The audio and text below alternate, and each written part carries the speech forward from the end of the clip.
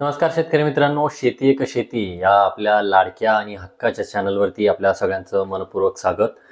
मित्रांनो, तुम्ही गेले अनेक महिने ज्या क्षणाची अत्यंत आतुरतेने आपण सर्वजण वाट पाहत होतो, तो क्षण अखेर आता आलेला आहे. राज्य शासनाने कर्जमाफीच्या प्रतीक्षेत असलेल्या आपल्या राज्यातील तमाम शेतकरी बांधवांसाठी एक अतिशय मोठी ऐतिहासिक आणि सगळ्यात महत्त्वाची म्हणजे दिलासादायक बातमी या ठिकाणी आणलेली आहे. पुण्यश्लोक अहिल्यादेवी होळकर शेतकरी कर्जमुक्ती योजना 2026 ची प्रत्यक्ष अंमलबजावणी आता सुरू झालेली आहे आणि त्यासाठी राज्य शासनाने सर्व बँकांना ही प्रक्रिया युद्ध पातळीवर पूर्ण करण्याचे स्पष्ट निर्देश दिलेले आहेत.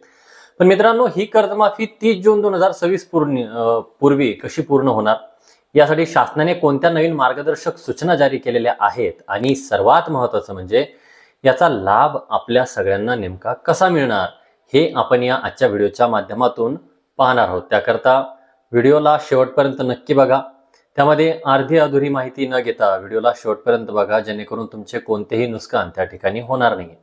आणि त्याचबरोबर जर आपण आपल्या चॅनलवरती नवीन आला असाल तर चॅनलला सबस्क्राईब करा, जेणेकरून अशाच पद्धतीची नवनवीन माहिती आपल्यापर्यंत पोहोचत राहील.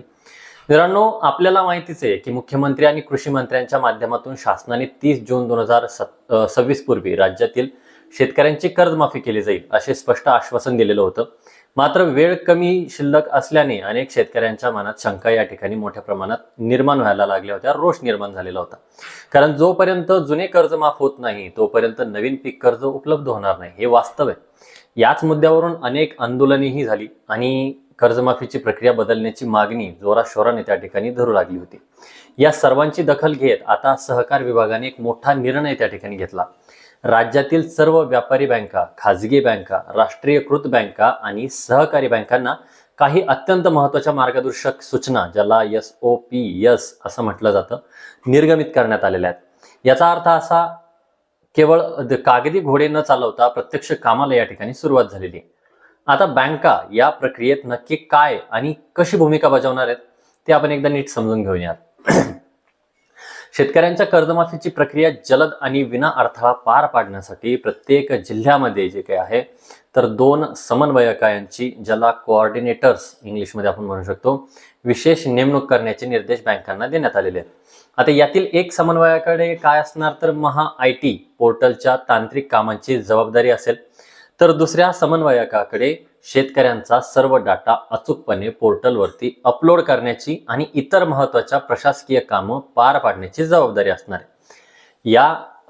ज्या शेतकऱ्यांची नावे कर्जमाफीच्या यादीत आहेत त्यांचा पूर्ण डेटा आता IT पोर्टलवर भरण्याची सविस्तर जबाबदारी बँकांवर सोपवण्यात आलेली आहे. यासाठी बँकांनी ताबडतोब कारवाई करण्याचे सक्त आदेश त्या ठिकाणी देण्यात आलेले आहेत.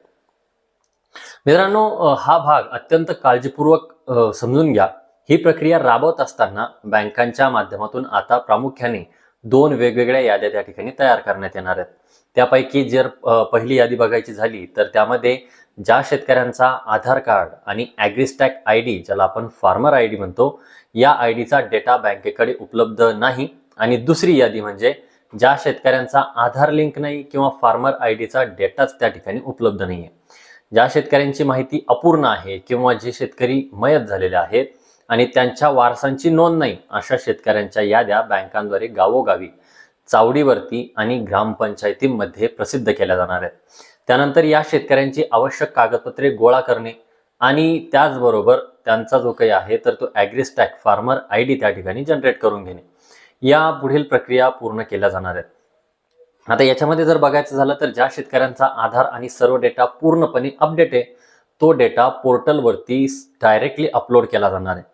साधारणपणे जुलैच्या पहिल्या आठवड्यामध्ये अंदाजित 5 ते 6 जुलैच्या दरम्यान या पात्र शेतकऱ्यांच्या अंतिम याद्या प्रकाशित त्या ठिकाणी केल्या जातील. याद्या प्रसिद्ध झाल्यानंतर सर्वात महत्त्वाची पायरी म्हणजे आधार बायोमेट्रिक व्हेरिफिकेशन, म्हणजेच तुमची KYCची प्रक्रिया. आधार ऑथेंटिकेशन झालं, KYC झाली की बँकेत जो मोबाईल नंबर तुम्ही दिला त्यावर तुम्हाला एक SMS येईल, मेसेज येईल आणि KYC साठी तुम्हाला बोलवणं येईल. यासाठी शेतकऱ्यांना त्यांचा आधार नंबर किंवा यादीत जो काही विशिष्ट क्रमांक त्यांना देण्यात आलेला आहे तर तो क्रमांक वापरून त्या ठिकाणी KYC करावे लागणार आहे. जर KYC करताना तुमच्या नावासमोर कर्ज रकमेत काही चूक असेल किंवा इतर काही तांत्रिक दोष तुम्हाला जर आढळून आले तर तुम्ही जिल्हास्तरीय तक्रार निवारण समितीकडे दाद त्या ठिकाणी मागू शकता. अपील करू शकता. पण जर सर्व काही बरोबर असेल तर KYC पूर्ण केल्याबरोबर अवघ्या 24 ते 48 तासात आता तुमच्या कर्ज खात्यात कर्जमाफीची रक्कम थेट वर्ग केली जाणार आहे.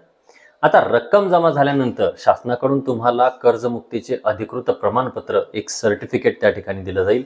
हे प्रमाणपत्र मिळाल्यावरती तुम्ही पूर्णपणे कर्जमुक्त व्हाल आणि पुढील हंगामासाठी नवीन पीक कर्ज घेण्यास अधिकृतरित्या पात्र ठराल. आता ज्या शेतकऱ्यांचा डेटा आधीच उपलब्ध आहे त्यांची प्रक्रिया पहिल्या टप्प्यातच मार्गी लागेल आणि ज्यांचा डेटा नाही त्यांचे काम साईड बाय साईड त्या ठिकाणी चालू राहणार आहे. मित्रांनो, जर आपण बघायचं झालं तर शासनाने दिलेली ही नवीन SOP मार्गदर्शक सूचना आणि प्रक्रिया बँकांनी युद्ध पातळीवर सुरू केलेली आहे. आता तुमची जबाबदारी एवढीच आहे की जर तुम्ही अजूनही तुमचा ॲग्रीस्टॅक फार्मर ID बनवलेला नसेल तर तो लवकरात लवकर बनवून घ्यायचा आहे, कारण तुम्हाला बँकांकडून येणाऱ्या सूचनांचे अचूक पालन त्या ठिकाणी करायचं आहे, जेणेकरून तुमची कर्जमाफीची प्रक्रिया तात्काळ होणार आहे. मित्रांनो, एक लक्षात ठेवा, जो थांबला तो संपला. तुम्ही जर कोणतीही प्रक्रिया करायला दिरंगाई केली तर मागच्या कर्जमाफीसारखं तुम्हाला भोगावं लागेल. तुम्हाला नवीन कर्ज मिळण्यास कोणतीही अडचण त्या ठिकाणी येणार नाही. तुम्हाला या प्रक्रियेबद्दल काही प्रश्न किंवा अडचणी असतील तर खाली कमेंट बॉक्समध्ये नक्की विचारा. आम्ही त्याचं योग्य उत्तर देण्याचा नक्की प्रयत्न करूया.